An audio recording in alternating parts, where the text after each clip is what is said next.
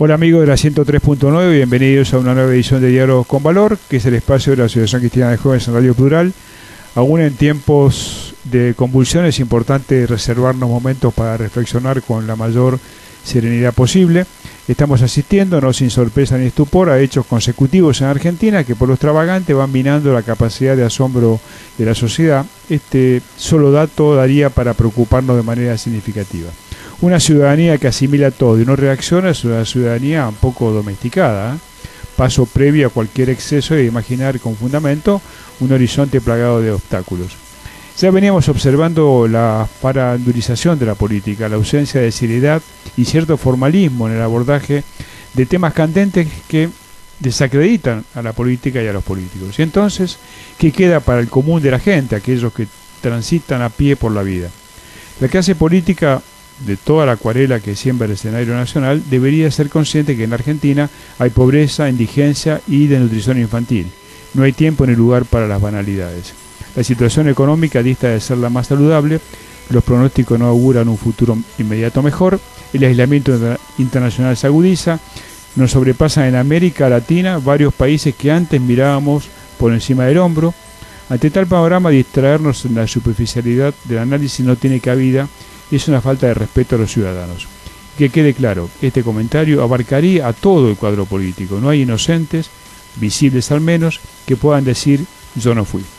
Nos queda por profundizar la reflexión sobre cuánto influye este estado de cosas tan eclosionado y una institucionalidad tan débil por todos los costados en la realidad económica. ¿Entiende nuestra dirigencia política al mundo? Muy a menudo nos asalta la duda de que no, de que hay una mirada vernácula y por lo tanto con una dosis de endogamia que reduce el confín del planeta a los límites geográficos de la Argentina y un poco más. El mundo no es el que seguramente nos gustaría a todos que fuera. Sin embargo, por ahora, al menos, es el mundo que hay y dentro del cual debemos movernos con inteligencia, audacia, seriedad y planes. Y un ruego, basta de improvisar, y nos involucra a todos. Para ayudarnos a desentrañar el ovillo en el que se ha convertido nuestro país, hemos invitado a un muy apreciado amigo, socio de la Asociación Cristiana de Jóvenes, reconocido y consultado economista. Nos estamos refiriendo al doctor Orlando Ferreres, a quien le decimos: Orlando, gracias por aceptar nuevamente estar en Diálogos con Valor. Un placer estar acá con ustedes y poder hablar un poco de los valores que vienen primero que otras cosas, a pesar de que hoy uno está un poco pesimista o la mayoría está pesimista, es cuando más hay que reafirmarlos. Así es. Es un dato, me parece importante para comenzar la entrevista. ¿Es este a tu criterio, que tenés una enorme experiencia, el momento histórico contemporáneo un poco más agudo de la democracia en la Argentina? Bueno, la democracia se fue desvirtuando, se hizo una democracia borrosa, porque si bien hay elecciones libres sin fraude, esa es una condición para que haya gobiernos democráticos. Pero después vienen otras condiciones, después que ya se ganó, que haya división de poderes, que haya libertad religiosa, libertad de prensa, libertad de empresa, es decir, otras libertades de asociación. Y bueno, todo eso, sobre todo la separación de poderes, quedó bastante anulada, porque comúnmente los gobiernos, el Ejecutivo manda una ley para que se apruebe al Congreso, no para que se discuta en la casa política y se encuentre un consenso de qué es lo que puede andar. Justamente el Congreso es la reunión de todas las distintas tendencias, unos mayoría, otros minoría, pero la minoría puede tener razón en muchas cosas, claro, a veces. Y bueno, es donde debe privar la razón y el consenso, la discusión para llegar a consensos. Eso no se da. ¿Por qué no se da? Porque se ponen arriba de todos los intereses de una persona o de un grupo político. No hay interés general. ¿Me interesa a mí o me interesa a mi grupo político? No viene primero la ética, entonces. La ética dice, bueno, el que ocupa un cargo o es un político, su objetivo es el interés general. Número uno. Número dos, el tema político. Tengo una visión de cómo solucionar las cosas. Tengo la visión de que el mercado lo puede hacer mejor o lo puede hacer mejor el Estado, sin distintas posibilidades. Bueno, eso tengo que fundamentarlo, no es que River o Boca, porque claro, yo soy de Racing, ¿no? porque soy de Racing. No me va a fundamentar eso, ya Claro. soy. Pero la política no puede ser así, tiene que ser bastante elaborado y tener un programa consistente. Y en tercer lugar, muy en tercer lugar, viene la economía, que es un tema que resulta de los otros dos y entonces funciona mucho mejor. Si no hay desvíos, si hay interés general, si hay división de poderes, la economía se va a mover sola bien. No digo sola, pero hay que orientarla, pero con esas premisas básicas va a andar. Nosotros nos faltan las dos primeras. Y tal es así que, por ejemplo, la número 2, los políticos, un día están en un partido y otro día están en el otro. Y otro día están en el opuesto del primero y son los principales opositores. En fin, no parece ser que esas sean ideas firmes. Son ideas muy variables. Había un autor, creo que alemán, que escribió un libro por ahí por el 1952. Tenía una obra de teatro y se le aparecen 6 blancos en el medio de la obra que querían ser también que les den vida a ellos. no tenían una vida. Entonces se presentan ahí y 6 personajes en busca de autor, porque tenía que darles alguna. Después le hizo la obra de teatro, y fue muy famosa, pero los políticos argentinos parecen esos 6 vestidos de blanco, sin cara, sin nada, con una media en la cara, que no tienen ninguna presencia de ningún tipo, son en blanco, hay que darles vida. Eso no va. Los políticos tienen que tener claro hacia dónde ir, y justamente para eso hacen cabeza, se ponen a mandar para decir por dónde hay que ir. Si ellos no saben dónde ir y van cambiando de un día al otro, al opuesto, evidentemente es lo que nos está pasando, y muy, muy, muy seguido. Es una democracia entonces borrosa, una democracia no democrática.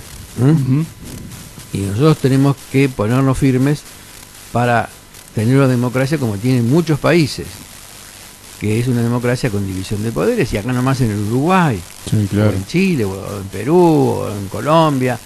No hablemos de Estados Unidos u otros países que ya la tienen hace más tiempo, pero nuestros vecinos logran eso. Entonces nosotros tenemos también que ponernos firmes y denunciar cuando hay este tipo de pretensiones, de que alguien se quiere imponer a los demás sin ninguna discusión en el medio, y que se escucha a los otros, ¿no? Porque a veces se los deja discutir, bueno, que hablen un rato y después votamos, chao. Sí, claro, Tampoco anda eso. No, son monólogos. Ahora, un país con esa institucionalidad tan débil, como bien describís, ¿atrae a los inversores genuinos o los espanta cuando hablamos del exterior? Bueno, los inversores se dividen en 3 categorías. Los inversores financieros, que aprovechan oportunidades. En este momento, 2015, hay pocos, no, porque no ven oportunidades todavía. Ven oportunidades, pero ven riesgos, o sea que claro, entonces se quedan un poco esperando. Pero los primeros que vienen son los que quieren ganar mucho, como las empresas en Argentina, del mismo tamaño en dólares, de la misma cantidad de empleados, la misma facturación, etcétera, valen la mitad que en Brasil o Chile o Colombia o Perú, en fin, la mitad. Hay interesados en comprarlas porque con lo que gastan en otro lado en una empresa, acá se compra 2 del mismo tamaño y de las mismas ganancias, porque en general las empresas se venden por las ganancias. Son 5 veces ganancias en Argentina y 10 veces en Latinoamérica, 20 veces en Asia y 13 veces en los países desarrollados. Entonces, bueno, nosotros estamos, comparados con los países vecinos, a la mitad. Comparados con Asia, estamos a un 25% de valor. Viene un asiático y te compra la empresa por el 25% de lo que vale la de él, que son iguales las dos. Y ganan lo mismo en dólares, o sea, en moneda dura. Así que nosotros tenemos que recuperar también el sector empresario, tiene que ver que le conviene tener una democracia plena, porque su valor podría ser por lo menos el doble.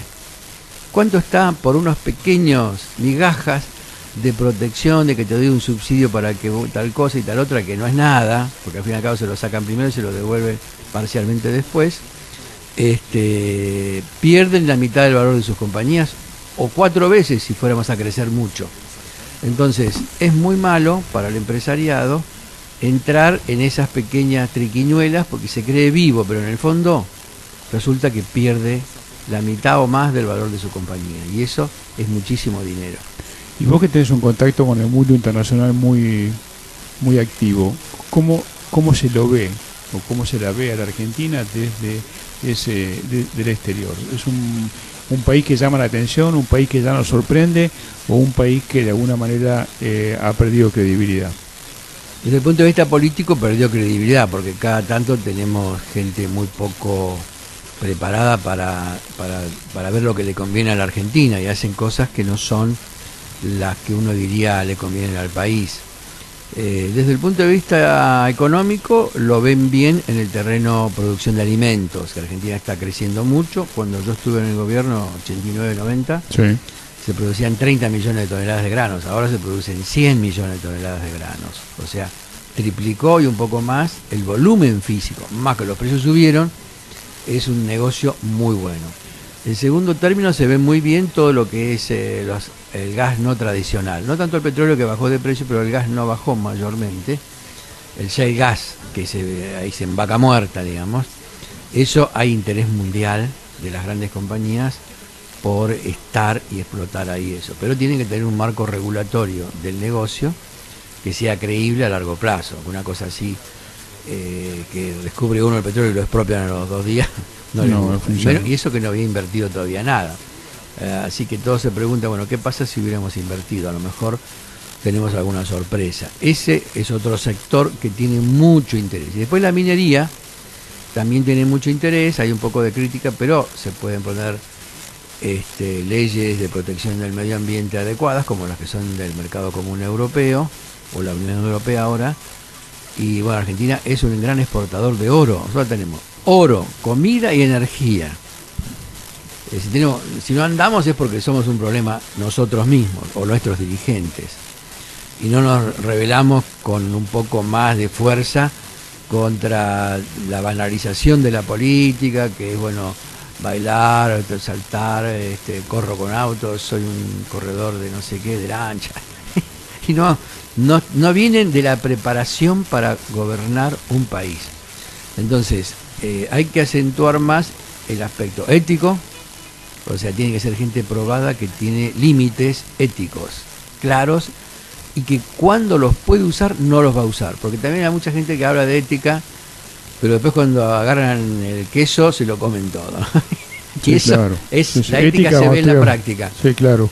Ahora, nos espera, según tu criterio, tu proyección hacia el futuro, nos espera un cambio de época que implique un nuevo formato, o nos espera más de lo mismo, con la dirigencia que tenemos y que está sobre la mesa, ¿no? Tanto el oficialismo que ya termina, este oficialismo, o la oposición. ¿Cuál es tu visión hacia el futuro? ¿Vamos por el mismo camino o se presenta la oportunidad bisagra de decir, no, vamos a cambiar porque no nos queda más remedio? Bueno, las dos cosas. No hay más remedio que cambiar porque así no se puede seguir, eso es una realidad. Pero también, si bien lo que aparece en los primeros planos son más o menos más de lo mismo, debajo de esas líneas hay grandes novedades, sí, de gente preparada que se reúne, aunque son de distintos partidos, se reúnen todas las semanas y van conformando como una visión de la Argentina que, aunque estén en distintos partidos, es, digamos, un proyecto común de distintos partidos por distintos caminos, pero para el mismo objetivo. Entonces eso es una gran esperanza de que esas segundas líneas vayan influyendo mayormente en todas las primeras líneas, que por otro lado no han tenido gran preparación, no han estado estudiando los temas en las grandes universidades del mundo o chequeando los cambios estratégicos desde el otro lado, o en la vida académica o en la vida empresaria, sino que se han dedicado un poco, el político argentino viene del puntero. Antes el puntero decía, doctor, acá tiene los votos, deme a mí sí, claro, lo de mi zonita, pero ¿cómo se maneja usted con Inglaterra, con Estados Unidos, con el mundo, con Rusia? Doctor, usted hágalo, porque nosotros no estamos preparados. Hoy el puntero quiere ser él el presidente. Sí. El puntero, yo tengo los votos, soy presidente y chao. Ahora, pero yo me reúno con buena gente. Bueno, eso puede ser también cierto.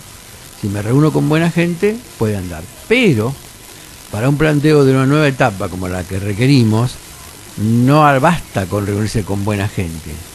Ejemplo, En Brasil vino Fernando Henrique Cardoso, que replanteó Brasil bajo una nueva estructura y la implementó durante 8 años. Después, si bien ganó el partido opuesto, que era el Partido de los Trabajadores, con Lula, que era un obrero siderúrgico, se rodeó de buena gente y más o menos continuó.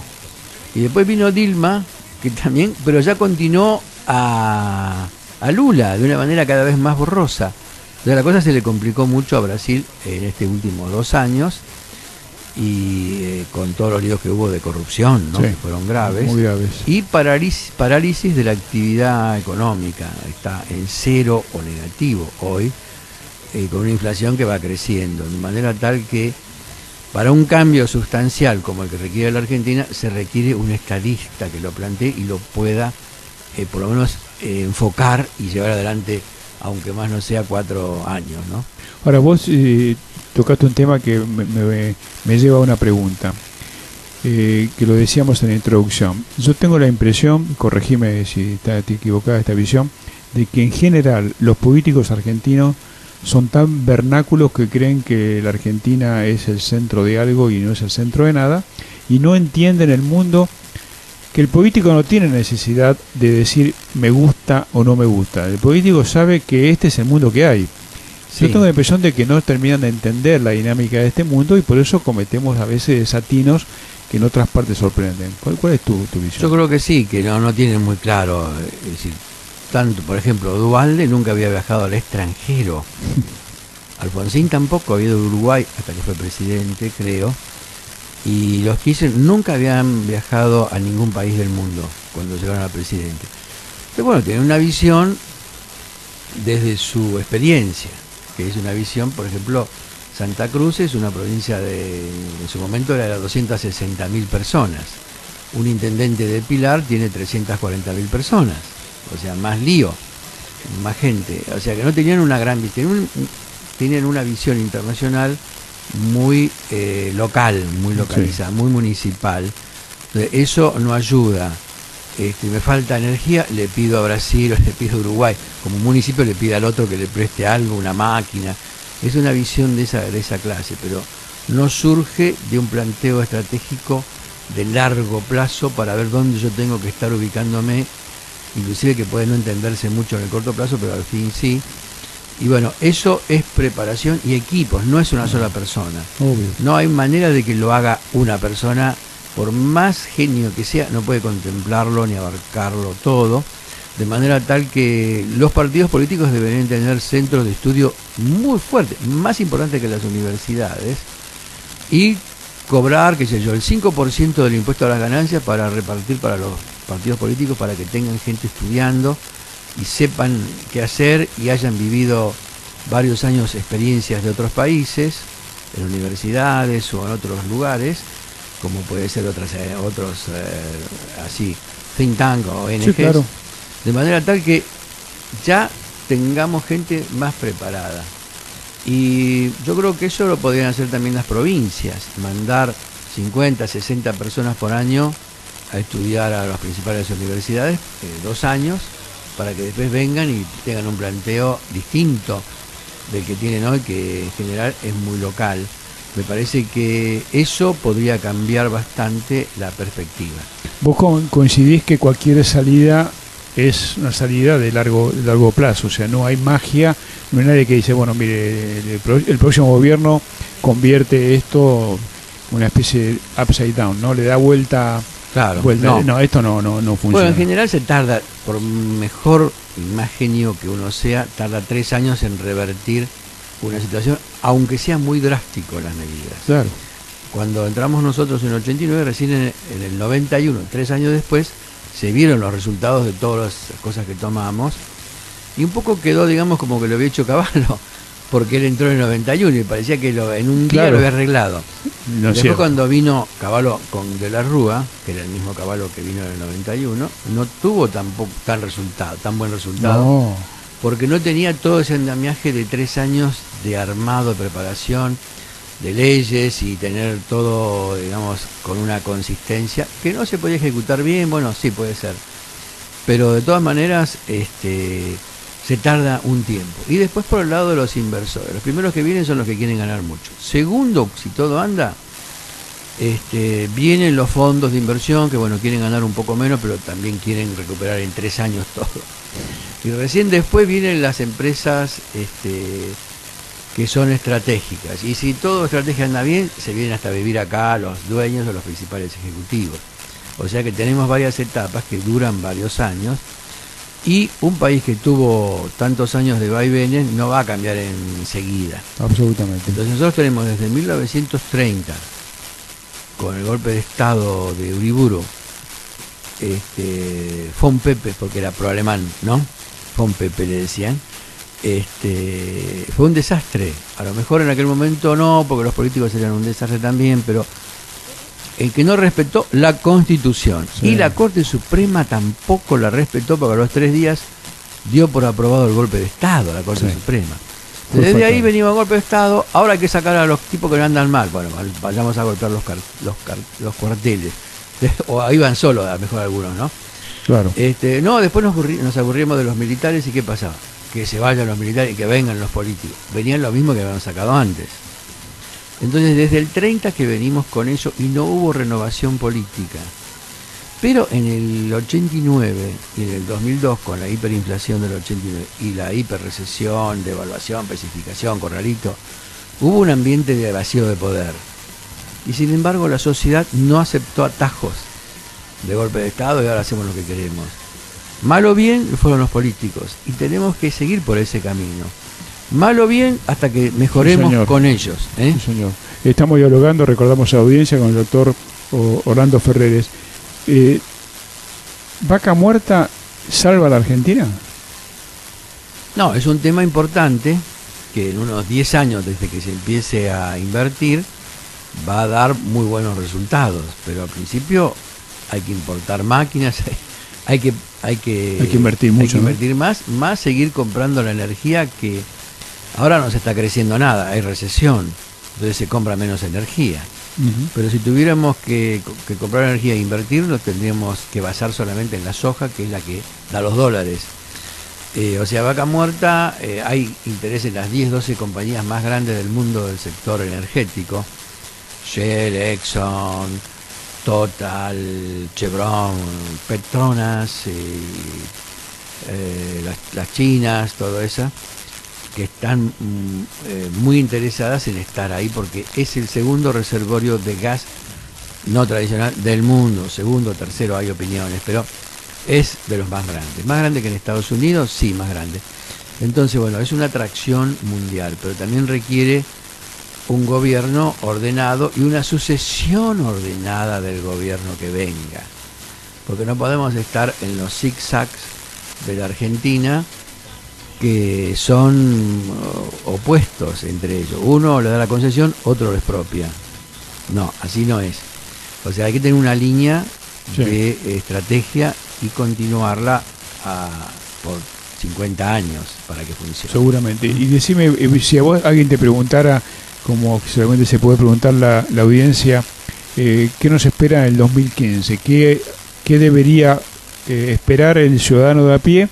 ¿Y qué debería hacer para preservarse desde lo económico? Si tuviese que dar un... Bueno, en principio este año es un año para ser conservador. No se puede pretender ser agresivo en inversiones, salvo que uno tenga esa estructura mental de que, bueno, me tiro ahora que está todo más o menos barato porque el año que viene va a salir bien. Sí, claro. Pero si no sale bien, se puede perder mucho. Es un año para ir viendo qué tendencia tiene. No se puede apresurar y por lo tanto mantenerse líquido, a pesar de que son interesantes algunas inversiones, pero con riesgo. Hoy por hoy también hay que ver quién va a ganar y qué va a hacer, porque tampoco nadie dice nada. El cúmulo de temas para arreglar entre las tarifas, el déficit fiscal, el tipo de cambio atrasado, el cepo cambiario, las importaciones que no se pagaron cuando venció el plazo para pagarlas, que son como 5.500 millones.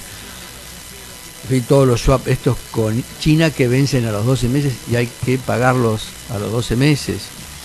Y si no nos pagan, nos cobran 7%, pero no más de 12 meses. Ahí termina porque son swaps, o sea, son por periodos cortos. Así que el gran gasto público, la gran cantidad de jubilados que pasó de unos 3.500.000 a 8.200.000 jubilados y pensionados. ¿Quién va a financiar todo el pago de todos esos montos?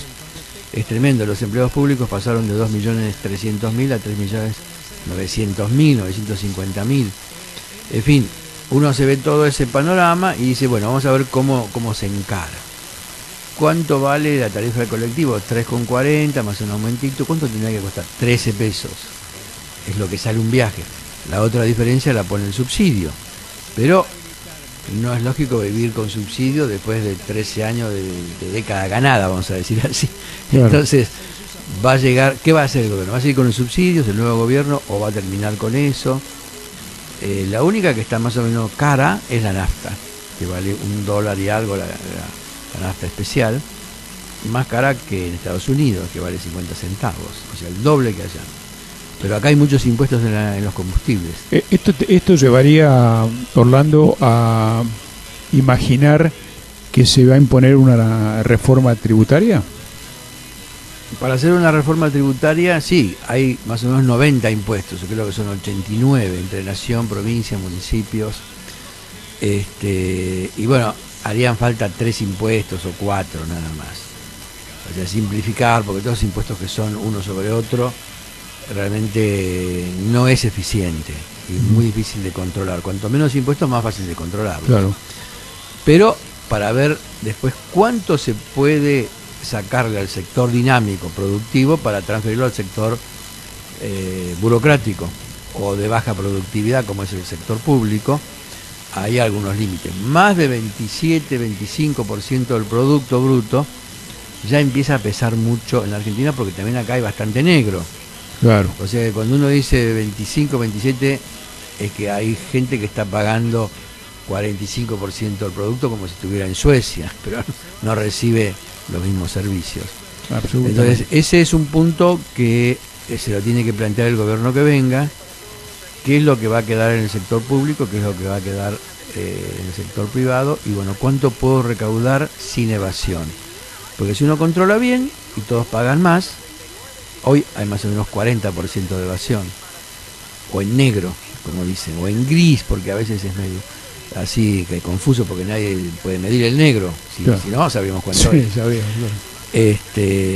Pero es bastante, entonces la gente no paga, y los que pagan entonces pagan 65% del producto, porque por ejemplo una empresa no tiene ajustes por inflación en el balance.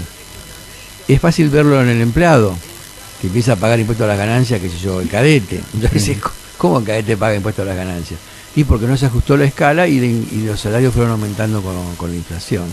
En la empresa también pasa lo mismo. Sí, sí. Todo esto exige un replanteo general del país. También la alineación internacional, si vamos a estar con Irán, con Venezuela, con Cuba, con Ecuador, con Bolivia, o vamos a estar con China, o vamos a estar con otro, con Estados Unidos, o con más independencia con Brasil, formaremos un frente.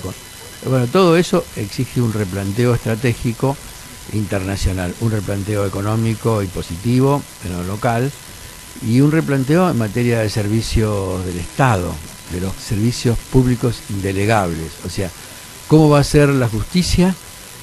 ¿Cuán rápida, cuán eficiente? ¿Cómo va a ser la educación? Que hoy en la provincia de Buenos Aires tiene 36% de ausentismo y es muy mala la calidad. Y bueno, ¿cómo va a ser los servicios de seguridad? La Policía Nacional, la Federal o las provinciales. Todo ese replanteo se requiere, es necesario recrearlo, reordenarlos y darle jerarquía a cada uno de ellos, que se sientan orgullosos con su puesto. Claro. Los maestros siendo maestros, y los policías defendiendo a la gente y teniendo un honor de estar en esa, y los jueces de ser equitativos con todo y rápido, ¿no? Después de 10 años, no sé qué pasó, prescribió. Y bueno, evidentemente los militares también es un tema para resolver. ¿Qué van a hacer las Fuerzas Armadas? ¿Van a ser más chiquitas? ¿Van a ser tecnológicas? En el siglo XIX, por 1875, fueron mucha gente a distintos países a vivir un tiempo y hicieron como un resumen por ejemplo, de la economía. La economía mejor, llegaron a la conclusión, después de comparar en Estados Unidos, Inglaterra, Francia, Rusia, que era la inglesa, que siendo una isla chiquita dominaba el mundo económicamente. Pues entonces la economía va a ser la inglesa. La cultura francesa, porque era la mejor cultura de ese momento y tenías que hablar francés y no eras culto. Los militares y el ejército iba a ser el inglés, porque el ejército iba a ser alemán y la armada inglesa, el modelo. Y los maestros, los que mejor dieron fueron los americanos. Entonces se hizo como una discusión local que no figura mucho actualmente, que se llamó de la I o la O. Porque había gente que decía, nosotros somos tan desordenados que mejor que adoptemos. Adoptar lo que los otros tienen y no querer cambiarlo. Y otros decían, adaptemos con la A. A u O. Y bueno, triunfó Sarmiento, que decía que teníamos que adaptar a nuestra idiosincrasia porque si no, no iba a andar. Y anduvo por 40, 50 años, pero después no hicimos ese nuevo ejercicio. Hoy, ¿qué es lo mejor en educación? ¿Qué es lo mejor en ejército o en las Fuerzas Armadas? ¿Qué es lo mejor en cultura? Bueno, no sabemos. No tenemos una idea clara de nada. Si le preguntamos al ministro de Educación, ¿a qué país se quisiera parecer en educación? No, yo me quiero parecer a mí mismo, como que no sabe, ¿no? Orlando, ha sido un gusto enorme tenerte acá. Muchas gracias por tus reflexiones, siempre tan desafiantes y que ayudan a pensar. Muchísimas gracias. Luego, gracias a ustedes por invitarme y un placer estar acá en la Young Men Christian Association. Ha sido Orlando Ferrer, nuestro invitado de hoy, como decimos siempre, Argentina anda y camina con esperanza activa. Hasta nuestro próximo encuentro por la 103.9.